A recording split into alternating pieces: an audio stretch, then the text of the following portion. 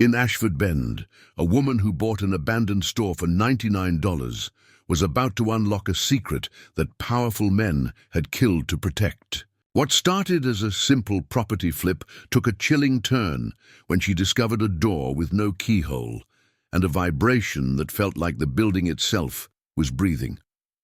Riley. Monroe wasn't your typical real estate investor. For 12 years, she had stayed away from the failing river town where she grew up, known for her ability to walk away from bad deals and worse memories when she found a dead engineer's hidden notebook describing voices recorded through wood and a river-powered mechanism that opened only during floods. She had no idea she was stepping into a 30-year conspiracy of illegal dumping, falsified reports, and murder. Riley's stubborn refusal to sell that would lead to a confrontation with an industrial magnate, corrupt police, and evidence that could destroy an entire network of complicity. What began as a mystery behind an impossible door would become a reckoning captured live on social media for 900 witnesses. Ashford Bend would never be the same after federal agents heard the tapes that proved the river had been recording everything, including the plot to kill the man who discovered the truth first. Before we jump back in, tell us where you're tuning in from. And if this story touches you, make sure you're subscribed, because tomorrow I've saved something extra special for you. I bought an empty store for $99 at a county tax auction, which should have been my first warning that something in Ashford Bend was deeply, fundamentally wrong. Buildings in decent condition didn't sell for the price of a tank of gas. Even in a town where half the storefronts wore plywood like cheap suits and the other half just gaped open, waiting for the river to decide their fate. But there it was, deed in hand, keys jangling in my jacket pocket like loose teeth, standing in front of a narrow brick building on Water Street that smelled of dust and decades of strategic forgetting. The territorial clerk who'd handled the auction mentioned, casual, like he was commenting on the weather, that the original owner seemed surprised by the tax sale, as if he'd expected someone else to handle the payments. Family arrangements, broken trust, the usual small-town tangles. Bureaucracy didn't care about any of that. Neither did I. I'd left Ashford Bend 12 years ago when the factories closed and taken that indifference with me. Coming back was supposed to be simple. Flip a property, make a profit, leave again before the river mud got under my fingernails.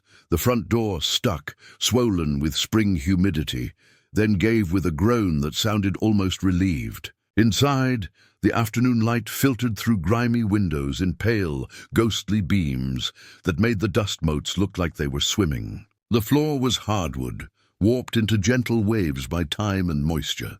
Empty shelving units lined the walls, their wood darker where price tags had once been taped. Everything you'd expect from a place that had been locked up and deliberately forgotten. Except for one thing. There was a door at the back. Heavy oak, different from everything else in the building. Newer somehow, yet wearing the same coat of dust as if it had been there all along, just out of phase with the rest of the world. When I tried the handle, it wouldn't turn. Not broken, not rusted shut, just locked. And when I crouched down to examine it closer, my stomach did a small, unpleasant flip. There was no keyhole. No visible mechanism anywhere I could see. Just a door that refused to open in a building I now owned completely. Every inch and nail of it, I ran my fingers along the door's edges, searching for any hidden catch, any groove that might explain how the damned thing opened. The wood felt solid under my touch, smooth in some places where oil or hands had polished it, rough in others where age had chewed at the grain. The floor near its base showed strange gouges, as if something heavy had been dragged across it repeatedly, always stopping at the same spot. That's when I felt it. A vibration, faint but steady, like the building itself was breathing. I pressed my palm flat against the oak and closed my eyes, focusing. There it was again, a low, almost subsonic hum that traveled up my arm and settled somewhere behind my sternum. The utilities were supposed to be off. No power, no water, nothing running that could explain this. I'd checked 3 times before bidding, because I wasn't about to inherit someone else's bills along with their mystery real estate. I stepped back, studying the door from different angles, trying to think of it as a puzzle rather than something that made my skin crawl. A soft knock on the front entrance startled me badly enough that I swore out loud. Through the front window, I could see a woman's silhouette, backlit by the late afternoon sun. She wore jeans and a diner uniform, her black hair pulled back in a practical ponytail. When I opened the door, she offered a smile that didn't quite reach her eyes. "You must be the new owner," she said, her voice carrying the kind of measured friendliness people use when they're not sure if they're talking to an idiot or a threat. "I'm Nia Bautista. I run the Dockside Diner across the street." I introduced myself, wiping dust off my hands before shaking hers. Her grip was firm, her palm calloused. She looked past me into the store's dim interior, and something flickered across her face. "Recognition, maybe, or concern. Saw you moving around in here earlier," Nia continued. "Been a long time since anyone set foot inside. Most folks around here figured it would stay empty forever." "Why's that?" I asked, genuinely curious. "In my experience, empty buildings in dying towns usually got squatted in, stripped for copper, or burned down for insurance. Staying sealed for years took either effort or fear."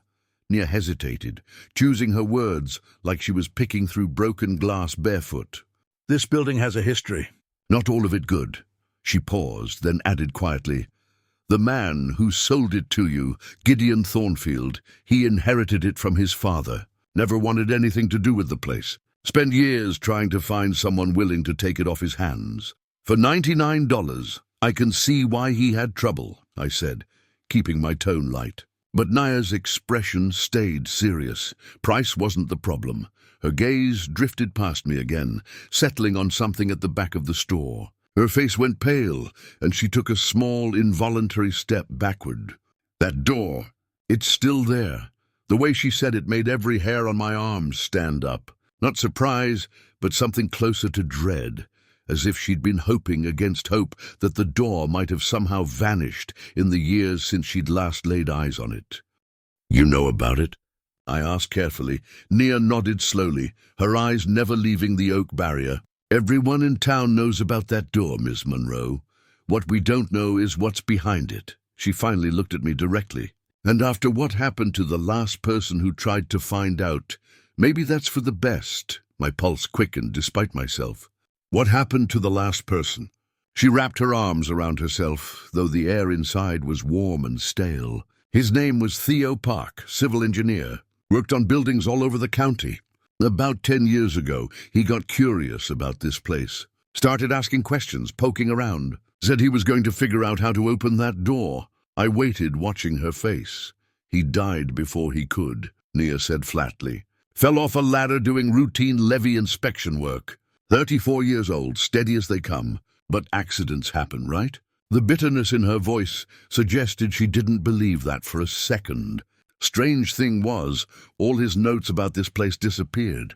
Every sketch, every measurement. Someone cleaned out anything related to that door.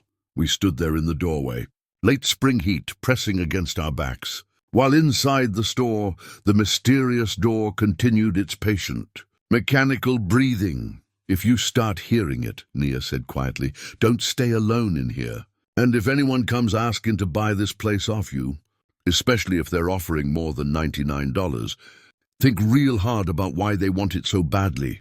Before I could respond, she pressed a grease-stained business card into my hand.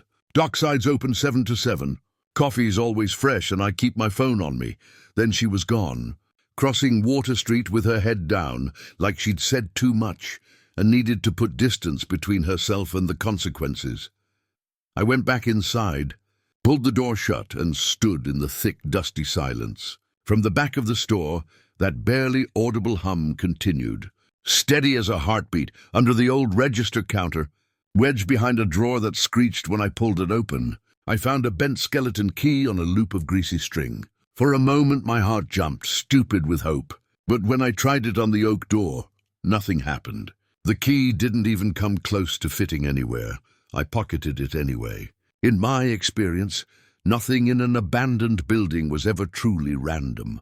As the sun began to set, painting the river outside in shades of rust and old blood, I realized I hadn't thought about flipping this property and leaving in at least an hour.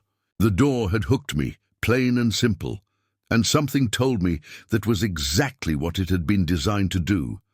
I just didn't know by whom, or why, or what was waiting on the other side, patient as the river itself. The next morning, I went hunting for answers in a town that had clearly spent years perfecting the art of not giving them.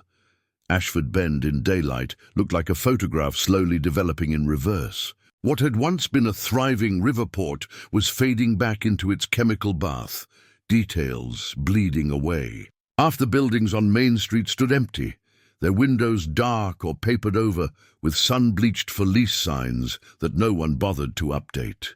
The other half clung to life with the desperate optimism of people who'd bet everything on a hand they knew was losing. I started at Kerrigan Hardware because I needed tools and because hardware store owners, in my experience, knew everything worth knowing and half of what wasn't.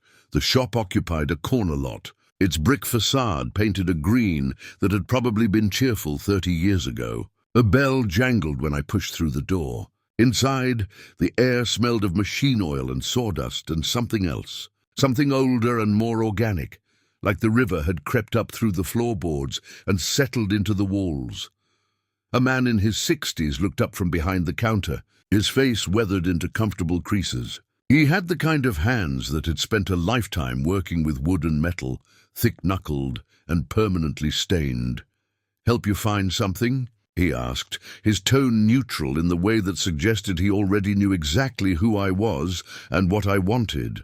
"Riley Monroe," I said, walking up to the counter. "I just bought the old building on Water Street." The brick one with the front windows still intact. Something shifted in his expression. Not quite surprise, more like resignation. "Hugh Kerrigan," he said after a pause. "And I know which building you mean." "I need renovation supplies," I continued, watching his face. "But I also need information about the building's history. Specifically about a door in the back that doesn't seem to have any way to open it." Hugh's jaw tightened almost imperceptibly. He turned away, busying himself with straightening a display of drill bits that didn't need straightening. "That building used to be Lark Company Dry Goods," he said finally, his voice carefully even. "Way back, before my time even. They sealed off the back section during a renovation. Must be 30 years ago now. Same year the river went quiet." "Went quiet?" I prompted. "Fish die off," he said shortly. "Spring of '95. Thousands of them belly up all the way from here to the state line. State came in, did tests, found nothing actionable. Everyone moved on." The way he said it made it clear not everyone had moved on, not really. "What about Theo Park?" I asked, and watched Hugh's shoulders tense like I'd touched a live wire. He turned back to face me, and for the first time I saw something other than careful neutrality in his eyes. It looked like guilt. "Theo was a good man, methodical, asked the right questions." He paused, choosing his next words with visible care. "Started measuring wrong places, if you catch my meaning. He was looking into structural issues with the levees, official-like, but he kept circling back to your building. Said something wasn't right about the hydrology. And then he died," I said. "And then he died." Hugh agreed quietly.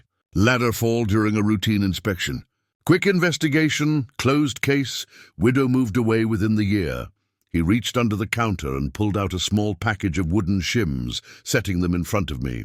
"On the house. You look like you might need them. I knew a peace offering when I saw one." "Thank you. Listen," Hugh said, his voice dropping lower. "I've been selling supplies in this town for 40 years. I've watched good people leave and bad people prosper, and I've kept my head down because that's what you do when you've got a business to run and a family to feed." "But," he stopped, wrestling with something internal. "But?" I prompted gently. "But if someone could actually open that door, if someone could see what's been locked away all these years." He trailed off, then shook his head as if clearing it. "Never mind. Just be careful who you talk to about this. And if anyone offers to buy you out, think about why they're making the offer. It was the second warning I'd gotten in 12 hours. which meant I was definitely onto something. I spent the rest of the morning and early afternoon drifting through Ashford Bend's dying downtown, asking casual questions at the county office, the post station, the small library that smelled of mildew and lost causes. Everywhere I went, I hit the same wall of careful non-answers. People knew something, but speaking about it felt dangerous in a way they couldn't quite articulate. The black SUV started following me around 2 in the afternoon. I noticed it first when I stopped for coffee at Nia's diner. The vehicle idled across the street, windows tinted dark enough to be illegal, engine running despite the mild weather. When I came back out 20 minutes later, it was still there.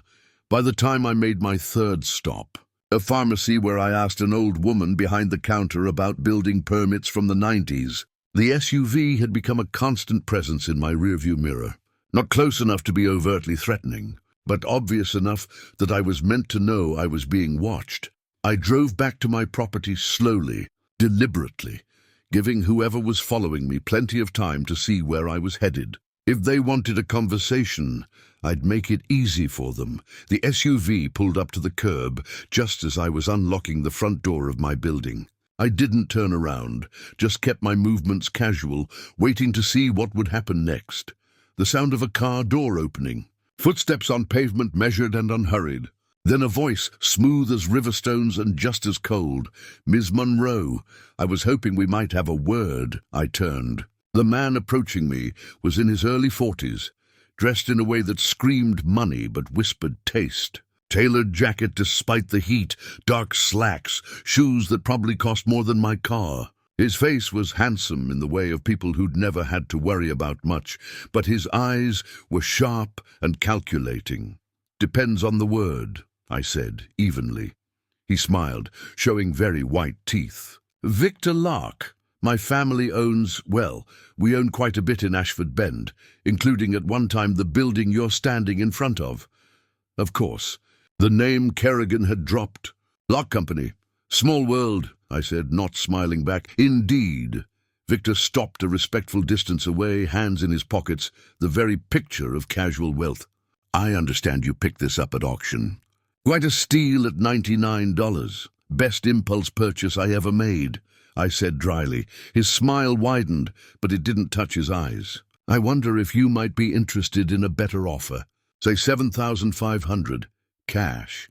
I could have it wired to you by tomorrow morning, and you'd be free to invest in something with actual potential. This building is essentially worthless, structurally compromised, not worth the renovation costs. You'd be doing yourself a favor. $7,500 for a $99 building." Either Victor Lark was a very bad businessman, or there was something in that building worth far more than he was letting on. "That's generous," I said carefully. "But I'm not interested in selling right now. I like to see a project through." Something flickered behind Victor's eyes, quick as a snake's tongue. The smile stayed fixed in place. Of course. I respect that. But if you change your mind, and I suspect you might once you've had time to really assess the situation, here's my card."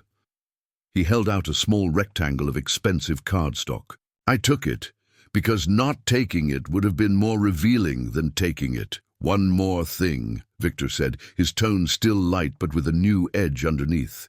"That back room, the sealed area, I'd advise against trying to access it. Structural concerns, you understand.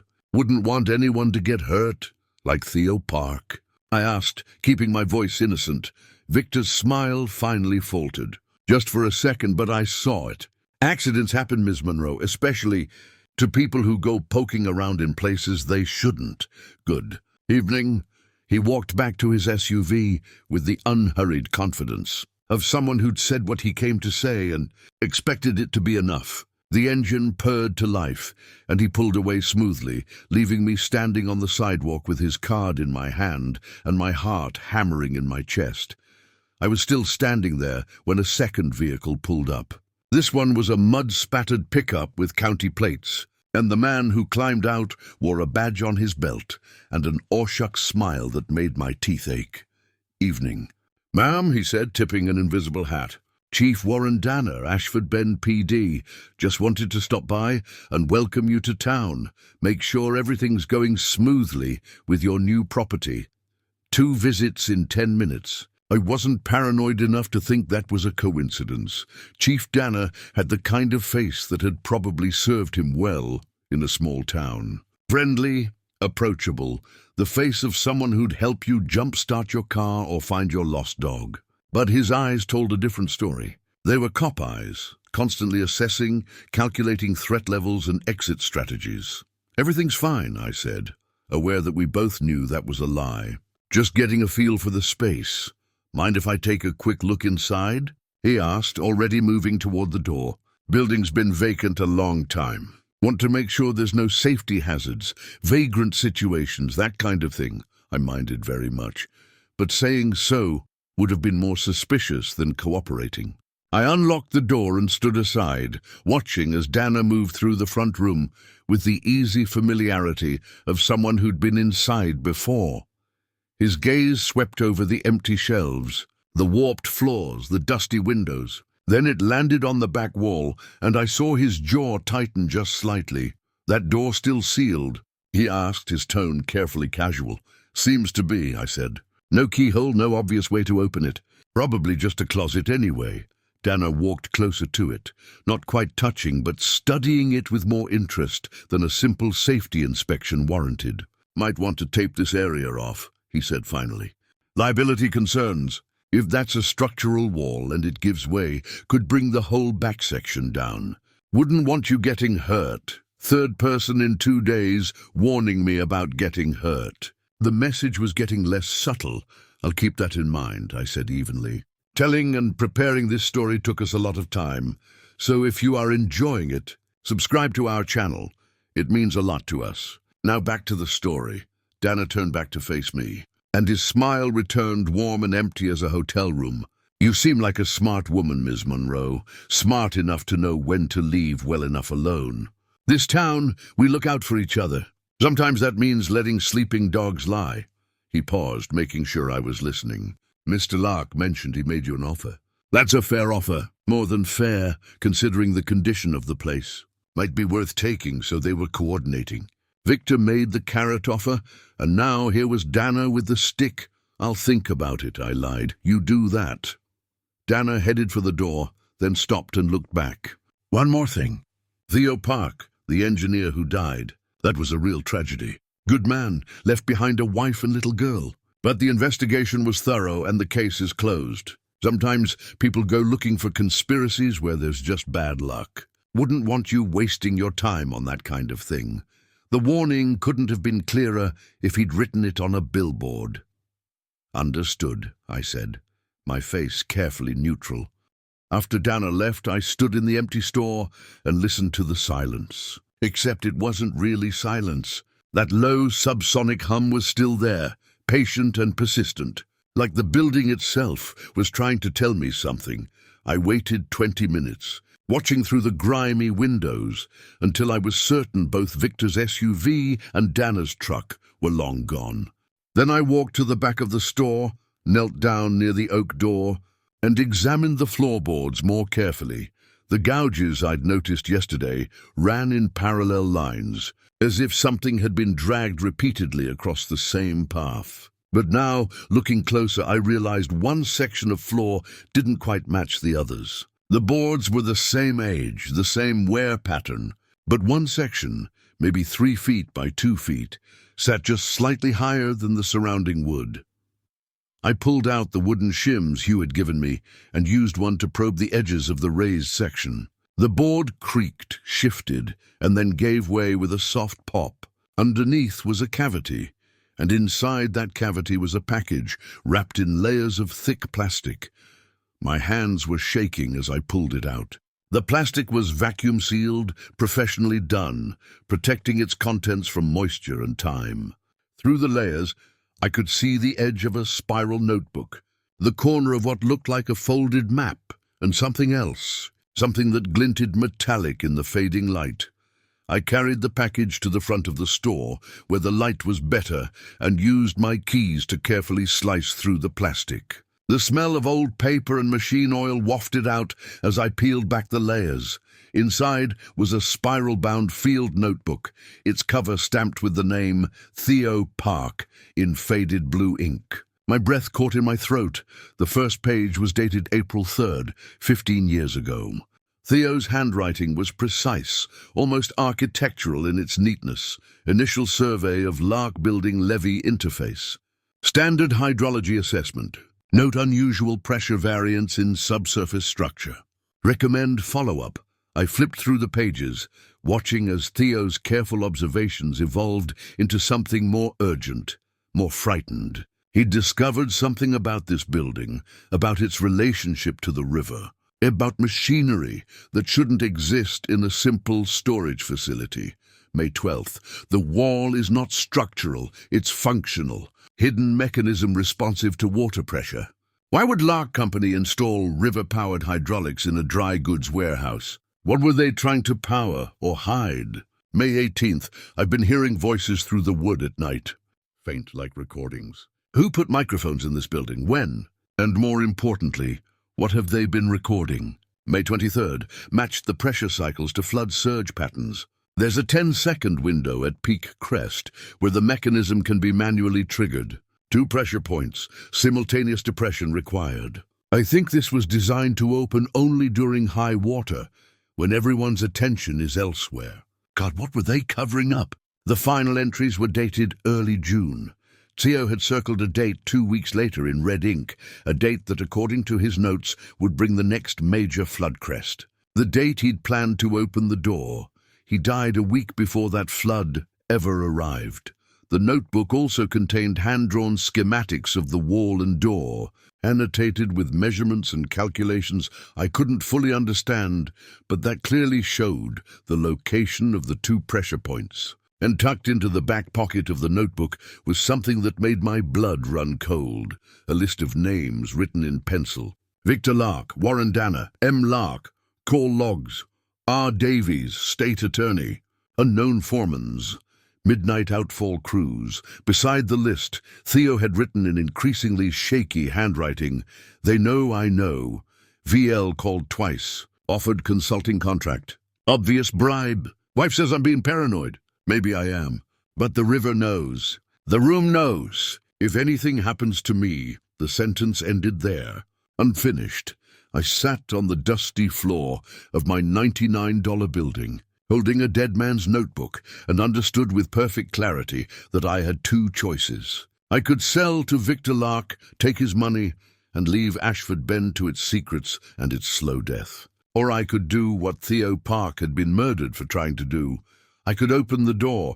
Outside, the river flowed past, brown and patient, carrying its secrets downstream the way it had for decades. Somewhere in the distance, thunder rumbled. The weather service had been predicting storms all week. Heavy rain upstream, rising water levels. According to Theo's calculations and his careful annotations of historical data, the next flood crest was coming. In 48 hours. I spent the next 36 hours learning to read a dead man's handwriting the way you'd learn a foreign language. Immersion, obsession, the kind of focus that made you forget to eat until your hands started shaking.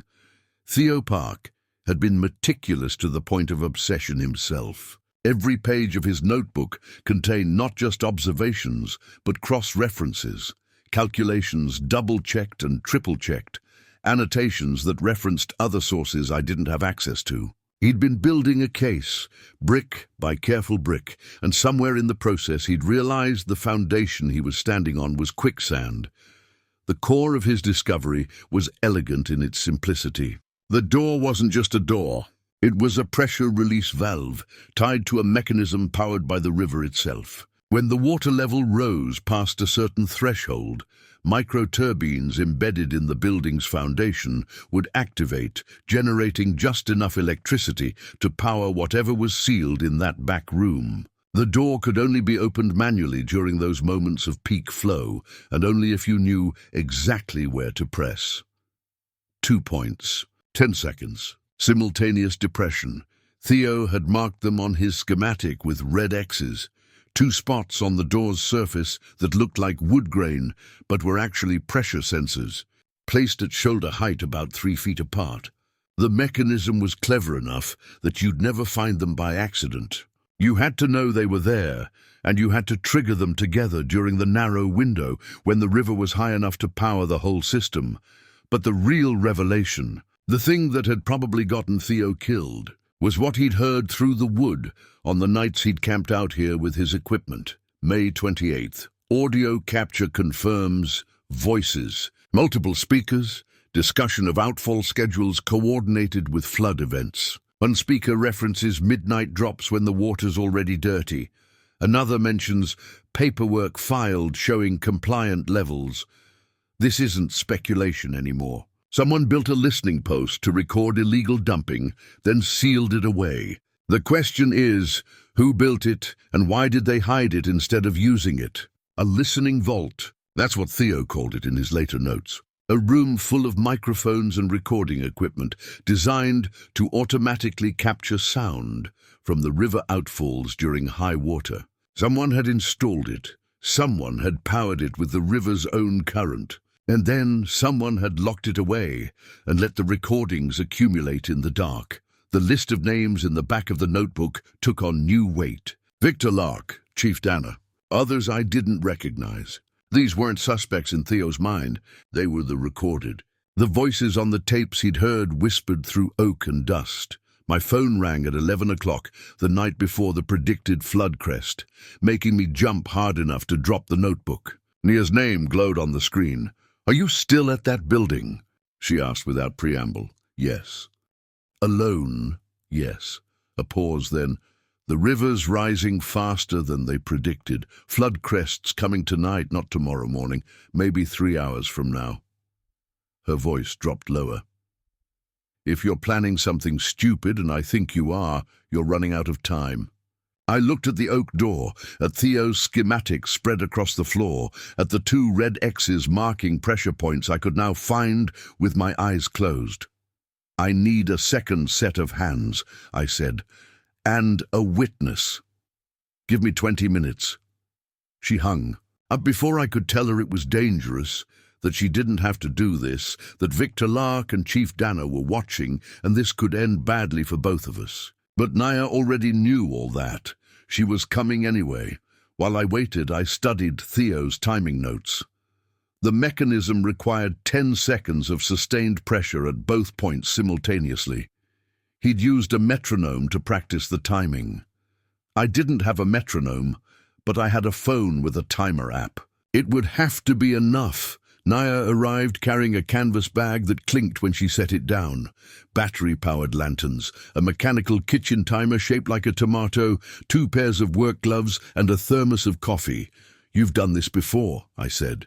"My cousin died of liver cancer at 43, she said flatly. Doctors couldn't explain it, but she lived downstream from here her whole life, drank the river water before they put in the treatment plant, swam in it every summer." Nia's jaw set in a hard line. "If there's proof in that room about what they put in the water, I want to see it, and I want everyone else to see it too." We positioned the lanterns to illuminate the door and the surrounding area. The building's hum had grown stronger over the past hours, a vibration I could feel in my bones now. Outside, rain hammered against the windows. Thunder rolled across the river valley like artillery. "The pressure points are here and here," I said, showing Nia the spots on Theo's schematic and then pointing them out on the actual door. "We press and hold for 10 seconds once the river hits peak flow. The mechanism should disengage the lock, and if it doesn't," Nia asked, "then Theo was wrong about the engineering, and we've wasted an evening." But I didn't believe that. Theo Park hadn't been wrong. He'd been murdered for being right. The timer would tell us when to start. According to Theo's calculations, cross-referenced with historical river data, the crest would arrive within a 15-minute window, starting at 11:45. We had to be ready. At 11:42, the hum in the building changed pitch. It rose from subsonic to something almost audible, a whine of turbines spinning to life somewhere in the walls or under the floor. The lights flickered once, though the power was supposed to be off. "That's it," I whispered. The rivers reached the threshold. We positioned ourselves at the door, Nia on the left pressure point, me on the right. I set the timer for 10 seconds and held my thumb over the start button. "Ready?" I asked. Nia nodded, her face set with determination. I started the timer. "Now," we pressed. For the first 3 seconds, nothing happened. The door remained stubbornly solid under my palm, just wood and metal and secrets. The mechanical timer ticked in Nia's other hand, cheerful and obscene in its obliviousness. Then, at second 4, I felt something shift. Not the door itself, but something behind it, deep in the wall's mechanism. A series of clicks, metal on metal, like the tumblers of a massive lock, falling into alignment one by one. The vibration intensified, traveling up my arm. Beside me, Nia's breath came sharp and quick. 6 seconds. 7. The clicks continued, faster now, accelerating towards some hidden climax. 8 seconds. 9. At 10, the timer dinged. We held our positions for one more heartbeat, then stepped back. For a moment, nothing. Then the door made. A sound like an inhalation, a great mechanical breath drawn in through metal lungs. The entire surface seemed to shudder, and then slowly, silently, it swung inward. The smell hit us first. Old air, stale and recycled for decades. Machine oil and dust and the sharp ozone tang of electronics left powered down for too long. Beyond the threshold, darkness waited. I grabbed one of the lanterns and held it high. The beam cut through the dark, revealing what Theo Park had died trying to expose. The room was larger than it should have been, extending back into space that didn't match the building's exterior dimensions. Someone had excavated below street level, creating a vault that must have taken months to construct and even longer to outfit. The walls were lined with copper pipes and junction boxes. Along one side, a bank of reel-to-reel tape machines sat, silent and patient, their take-up reels loaded with tape that gleamed in the lantern light. But the most striking feature was the array of parabolic dishes, mounted at various angles along the far wall. Each one was aimed at a different section of the exterior wall, their surfaces tarnished with age, but still intact. Acoustic collectors, I realized. They'd been positioned to capture sound from specific points along the river, amplify it, and feed it to the recording equipment. The listening vault, exactly as Theo had described it. "My God," Nia breathed beside me. "It's real. It's all real." We moved deeper into the space, our lanterns throwing wild shadows across the equipment. Each tape reel was labeled with dates and locations. I recognized some of the names from Theo's notes.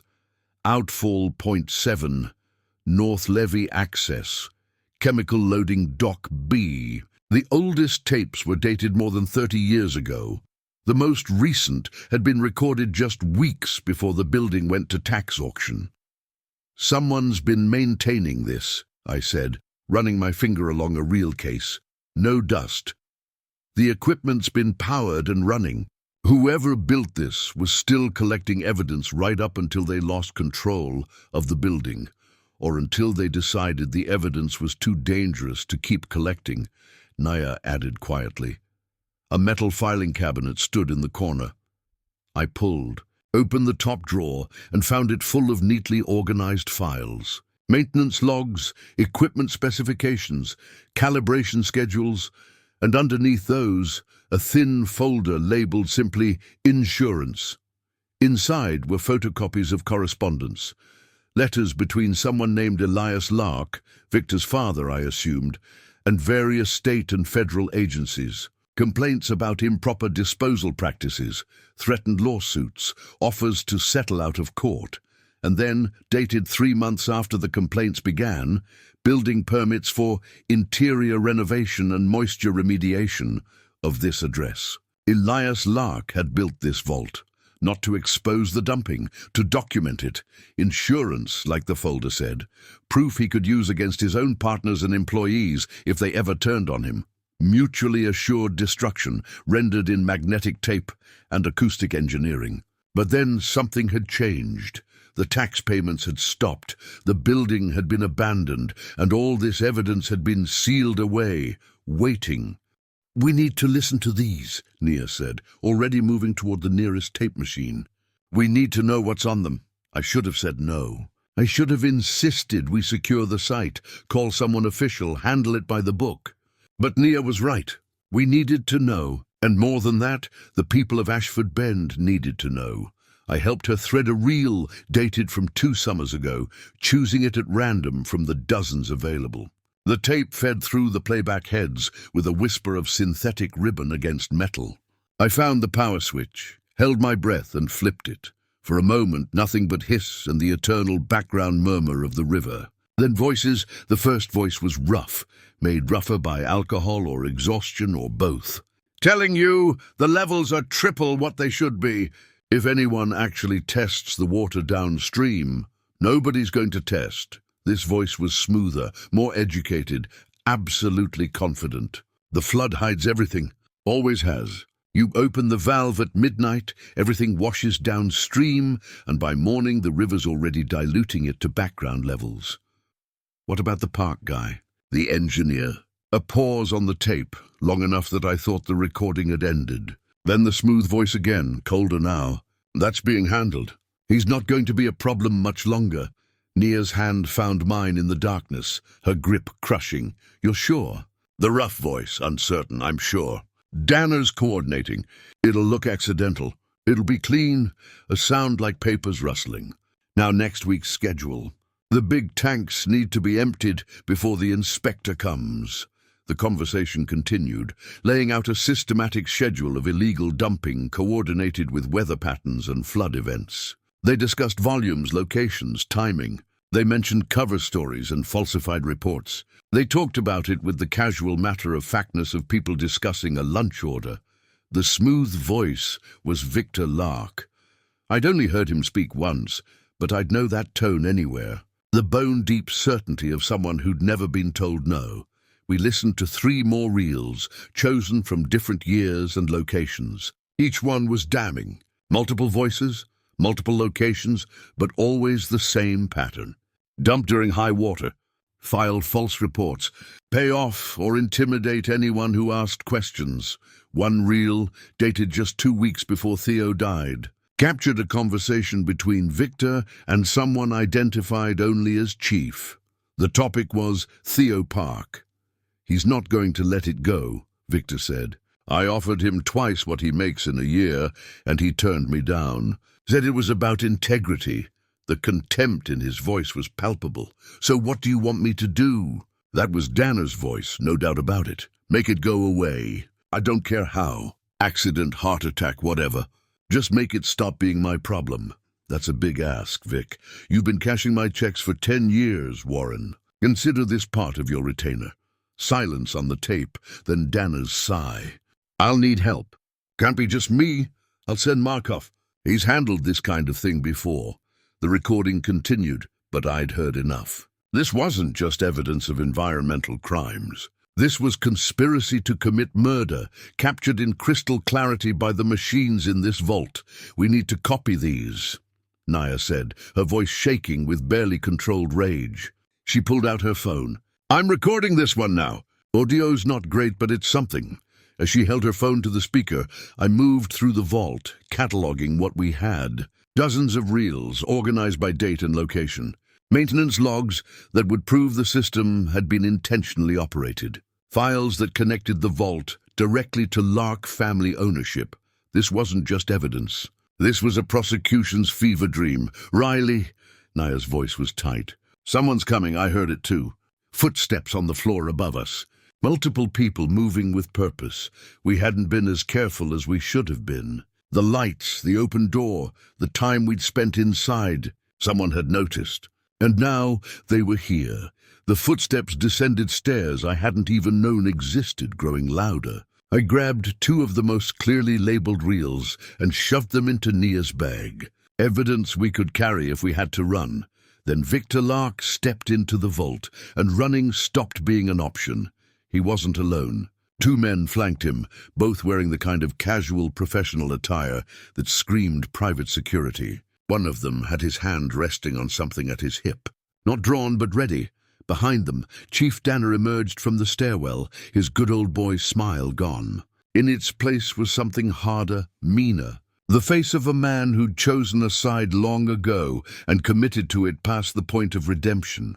"Miss Monroe," Victor said, his voice still carrying that infuriating smoothness. "Breaking and entering, trespassing, tampering with private property." He gestured at the vault around us. "I'm disappointed. I offered you a very generous exit from this situation." "I own this building," I said, keeping my voice steady despite the adrenaline singing through my veins. "This isn't trespassing. This is investigating my own property. Actually," Danner interjected, pulling a folded document from his jacket, "there's an ongoing investigation into the Thornfield family's tax situation. This property is being held as potential evidence, which means anything you've touched in here, anything you've removed or copied, is interference with a law enforcement matter." It was impressive how quickly they'd manufactured a legal justification. I had to give them that.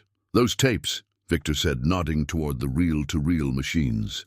"They're proprietary business records, private property of Lark Company. You have no right to access them, let alone copy them. They're recordings of you ordering murders," I said flatly. "Of you discussing illegal dumping that poisoned this town's water supply. That's not protected business information. That's evidence of felonies." Victor's mask slipped for just a moment, revealing something cold and predatory underneath. "Those tapes will never see the inside of a courtroom. We'll make sure of that." One of his security personnel shifted, and I saw the holster at his hip clearly now. Next to me, Nia had gone very still. "Here's what's going to happen," Victor continued, his tone reasonable, like he was explaining something to a slow child. "You're going to give me any copies you've made. You're going to walk out of this building and get in your car. You're going to drive away from Ashford Bend and never come back. In exchange, I won't press charges for breaking and entering, and Chief Danner here won't have to arrest you for obstruction." "And if I refuse?" I asked, though I already knew the answer. Victor spread his hands. "Then accidents happen. This is an old building, structurally unsound, as I've mentioned. Tragic, really, when people ignore safety warnings. We'd hate to see another casualty. When Theo Park was bad enough, there it was. Not quite a confession, but close enough. He was threatening us openly now, confident that we had no leverage, no way out, no audience to witness what happened next. That's when Nia raised her phone, and I saw the little red dot in the corner of her screen. She was live streaming. "Say that again," Nia said quietly, her voice carrying an edge like broken glass. "About Theo Park. Say it for the 900 people currently watching." Victor's face went white, then red. His hand moved toward the phone, but Nia stepped back, keeping it out of reach. "Don't you dare," she said. "Every person in Ashford Bend has a notification that the Dockside Diner account just went live. They're all watching. They've all heard you. You can't," Danner started. "Already did," Nia cut him off. "Chain of custody? This is public now. Every tape in this room, every conversation we've played. I've been streaming to Facebook and Instagram simultaneously. Screenshots are probably already on Reddit. You can destroy the physical evidence, but you can't unring this bell." For a long moment, no one moved. The only sound was the river outside, still rising, still patient, still carrying its witness downstream. Then, from the stairwell, a new voice. Female, calm, carrying the kind of absolute authority that didn't need volume to be heard. "Nobody move. EPA Special Agent Sloan Patel. This is now a federal crime scene. 3 people in windbreakers marked with EPA insignia descended into the vault, Patel in the lead. She was in her 40s, dark hair pulled back severely, wearing an expression that suggested she'd seen every possible permutation of corporate malfeasance and wasn't impressed by any of it. She looked at Victor, then at Dana, then at the two of us. Which one of you is Riley Monroe? She asked. I am, I said, my voice steadier than I felt. Patel nodded. Good. We've been monitoring this situation for the past 6 hours. Once Ms. Bautista's stream started, we decided to move in. She gestured to the vault around us. This is exactly what we've been looking for. 3 years we've been building a case against Lark Company. Could never get the evidence. Now you found it for us. She turned to Victor. Victor Lark, you're under arrest for violations of the Clean Water Act, conspiracy to commit fraud, and we'll be adding murder charges once we've listened to all these tapes. To Dana, Chief, you too. Conspiracy, obstruction, and whatever else the state attorney wants to pile on. The two security personnel took a step back, suddenly very interested in not being associated with their employer. Victor opened his mouth, closed it, then opened it again. You can't prove, we can prove everything, Patel said simply. Thanks to whoever built this lovely listening post, and thanks to these two women for having the courage to open it. She looked at me and Nia with something that might have been respect. Good work. As federal agents secured the scene and began the process of evidence collection, I stood in the vault that Theo Park had discovered and died for, surrounded by the tapes that remembered everything, and felt something loosen in my chest. The door was open. The river had spoken, and for the first time in 30 years, Ashford Bend was going to have to listen. Agent Patel worked with the kind of methodical precision that made you understand why people like Victor Lark and Warren Dana had gotten away with things for so long. They'd been operating in a system built on handshakes and favors and looking the other way. Patel's system was built on documentation, verification, and an institutional memory that didn't forget just because it was convenient. She moved through the vault like a surgeon through an operating room, every action deliberate and recorded. One of her colleagues photographed every piece of equipment from multiple angles, while another began an inventory of the tape reels, calling out dates and locations that Patel transcribed into a tablet. How many complaints did Ashford PD receive about Lark Company operations over the past 15 years? Patel asked Dana without looking at him. The chief stood against the wall, no longer trying to project authority. He looked smaller somehow, diminished. I don't know. Maybe a dozen. 37, Patel corrected calmly. We've been collecting them for 3 years. Water quality concerns, unexplained fish kills, respiratory issues in the riverside neighborhoods. Every single one filed with your department. Every single one closed without investigation. She finally looked at him. You're suspended effective immediately. We'll be reviewing every case you've touched in the past decade. Dana's face went gray.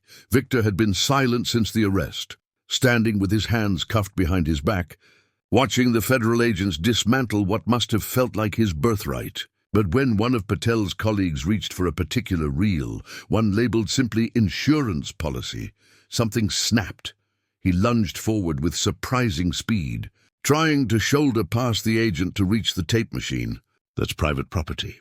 You can't. He didn't finish the sentence. Patel's colleague, a man built like a linebacker, caught Victor by the arm and redirected his momentum into the wall with professional efficiency. Not violent, just uncompromising, interfering with a federal investigation, Patel said, making a note on her tablet.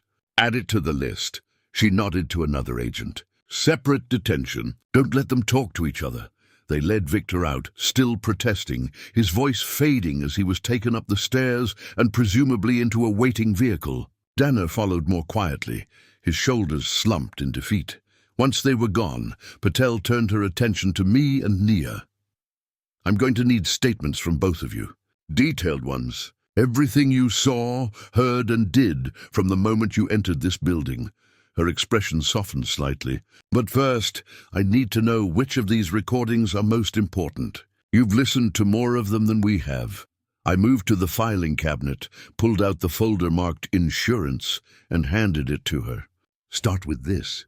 It's got the building permits, the correspondence between Elias Lark and the agencies. Proves the vault was built deliberately, that it was maintained deliberately, and connects it directly to Lark Company ownership.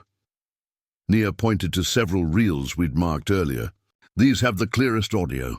Names, dates, specific locations. One of them has Victor explicitly ordering the cover-up of Theo Park's investigation. Theo Park, Patel repeated, recognition flashing across her face. The engineer who died. That was one of the cases we flagged. Dana closed it in less than 48 hours, ruled it accidental. She looked at the reel Nia had indicated. Is there one that directly addresses his death? I thought of the reel we hadn't played yet. The one labeled AUG2, River Ladder in Theo's careful handwriting. The date was 2 days before he died. Yes, I said quietly. But we haven't listened to it yet. Patel studied my face, then Nia's. She seemed to understand what we were asking without us having to say it. Let's hear it together. You two have earned the right to know what happened to him. One of her colleagues threaded the tape carefully, handling it with gloved hands. The machine's motors engaged with a soft whir, and then the familiar hiss of magnetic tape filled the vault. At first, there was nothing but ambient sound. The river at night, water moving past stone and concrete in an endless conversation with itself. Wind rattling through chain link somewhere nearby. The distant drone of an outfall pump cycling on and off. Then footsteps. Heavy boots on metal rungs. A voice, rough and uncertain. I don't like this, Vic. The guy's just doing his job. His job is what I pay him to do. Victor's voice, younger but unmistakable. Cold in a way I recognized from our confrontation. Right now, his job is to shut up and stop asking questions about things that don't concern him.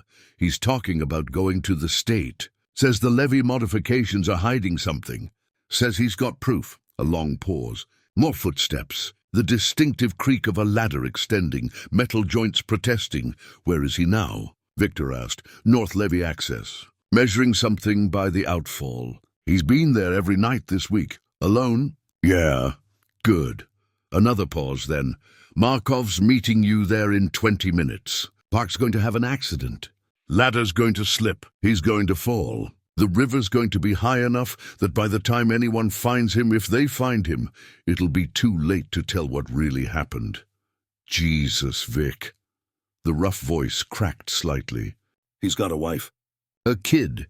He should have thought about that before he started threatening my family's business. You want to back out? Fine, but Markov's going to need help moving the body if the fall doesn't finish the job. Silence. Then very quietly, I'll do it. Smart. The sound of papers rustling. Here's the payment schedule for next month's dumps. Make sure the crews know to use the flood window. And get me Park's notes. All of them. I don't want anything left that could come back on us.